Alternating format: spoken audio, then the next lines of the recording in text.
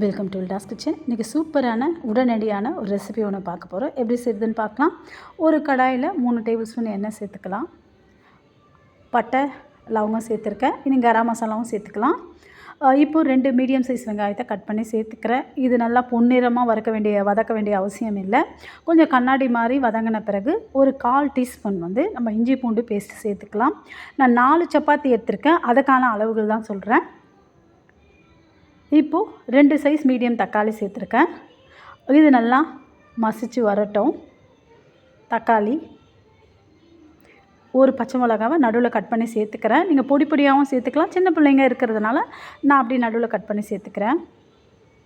இப்போது இந்த மாதிரி 4 சப்பாத்தியை இந்த மாதிரி நான் கட் பண்ணியும் எடுத்துக்கலாம், இல்லை பிச்சு எடுத்துக்கலாம். உங்கள் டைமை பொறுத்து இருக்குது. நம்ம காலையில் ரொம்ப அவசரமாக செய்வோம். நான் கட் பண்ணாமல் அப்படியே கையிலே பிச்சு எடுத்துக்கிறேன். இப்போது இது நல்லா வதங்கிடுச்சு.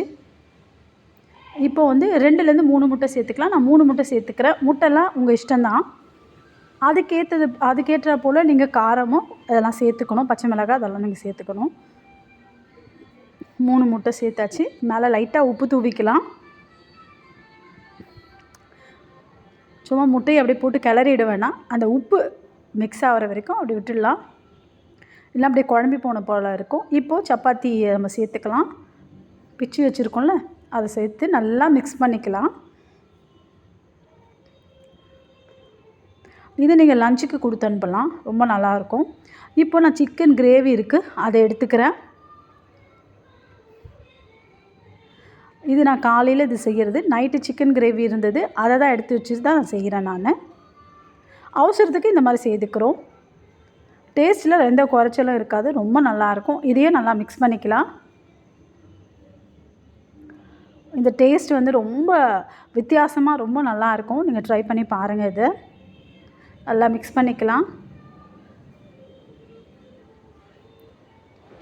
கடைசியாக நான் மிளகுத்தூளும் கரம் மசாலாவும் சேர்த்துட்டு நான் ஸ்டவ் ஆஃப் பண்ணிட போகிறேன். ரொம்ப சிம்பிள், டேஸ்ட்டு ரொம்ப நல்லாயிருக்கும். குழந்தைங்களாம் விரும்பி சாப்பிடுவாங்க. கொஞ்சமாக கரம் மசாலாவும் மிளகுத்தூளும் எடுத்துக்கிறேன்.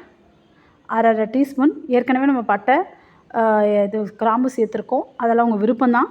நீங்கள் வெறும் கரம் மசாலாவும் மட்டும் சேர்க்கலாம், இல்லை பட்டை லவங்கம் மட்டும் சேர்க்கலாம். அவ்வளோதான்.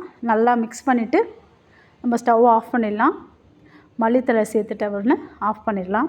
டேஸ்ட்டு ரொம்ப நல்லாயிருக்கும். மறுபடியும் சொல்கிறேன், நம்ம கடையில் வாங்கினது போலயே இருக்கும். அவ்வளோ நல்லாயிருக்கும். பாருங்கள், மல்லித்தழை தூவிட்டு ஆஃப் பண்ணிடலாம். உங்களுக்கு இந்த வீடியோ பிடிச்சிருந்தால் லைக் பண்ணுங்கள், ஷேர் பண்ணுங்கள், சப்ஸ்கிரைப் பண்ணுங்கள். நீங்களும் ட்ரை பண்ணி பாருங்கள். தேங்க்யூ.